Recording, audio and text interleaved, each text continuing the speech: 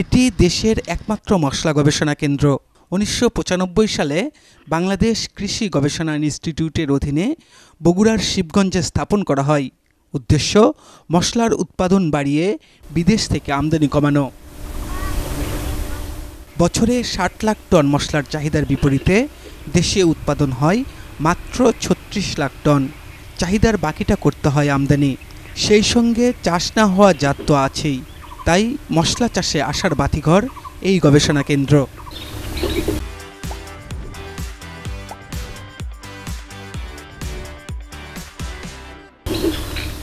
এখান থেকে এ পর্যন্ত ২৭টি মশলা জাতীয় ফসলের সর্বমোট ৫৮টি জাত উদ্ভাবিত হয়েছে। এর মধ্যে বাংলাদেশে বহুল ব্যবহৃত পেঁয়াজের ৬০টি, মরিচের ৪টি, আদার ৩টি, রসুনের ৪টি ও হলুদের ৫টি জাত রয়েছে। কম প্রচলিত দেশি বিদেশি বিভিন্ন প্রকার মশলার জাত উদ্ভাবনেও সফলতা পেয়েছেন বিজ্ঞানীরা।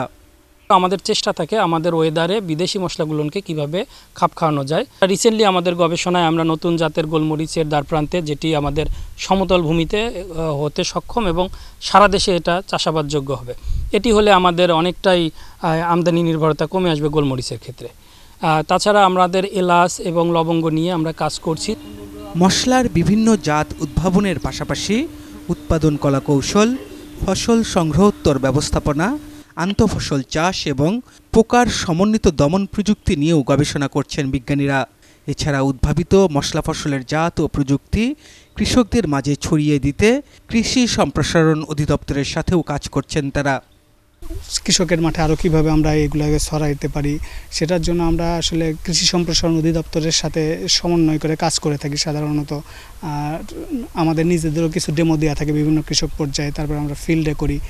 সেই ফিল্ডেগুলোতে দেখা যায় যে একজন কৃষকের অনেক ভালো হয়েছে, সেটা অন্যরা এসে দেখলেন, উদ্বুদ্ধ হলেন। এই কাজগুলো আমরা করে থাকি সাধারণত।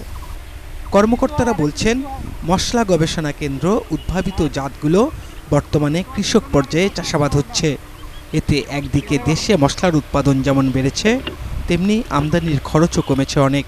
এই জাতগুলি বাংলাদেশের বিভিন্ন জায়গায় চাষ হচ্ছে এবং আমরা কৃষি সম্প্রসারণের মাধ্যমে আমরা দেশের বিভিন্ন কৃষকের মাঝে এটা আমরা সম্প্রসারিত করেছি এবং আমরা মনে করছি যে এই যে জাতগুলো আমরা চাষ করেছি, এখান থেকে যে উৎপাদনের ফলে আমাদের মশলা ফসলের উৎপাদন আগের চেয়ে বেড়েছে এবং আমাদের যে আগে যে বৈদেশিক মুদ্রা খরচ করে আমাদের এগুলো আমদানি করতে হইতো, সেই আমদানিগুলো অনেকগুলো আমাদের ক্ষেত্রে হ্রাস পেয়েছে এবং আমরা আশা করি যে ভবিষ্যতে আমাদের এই জাতগুলো আরও এক্সপানশনের মাধ্যমে আমাদের আমদানি ব্যয় আরও কমে আসবে। ১৯৯৫-৯৬ অর্থ বছরে এদেশে ১,৩৫,০০০ হেক্টর জমিতে মশলা জাতীয় ফসলের উৎপাদন ছিল মাত্র ৩ লাখ মেট্রিক টন। বর্তমানে ৪,৩০,০০০ হেক্টর জমিতে মশলার উৎপাদন হচ্ছে ৩৬ লাখ মেট্রিক টন।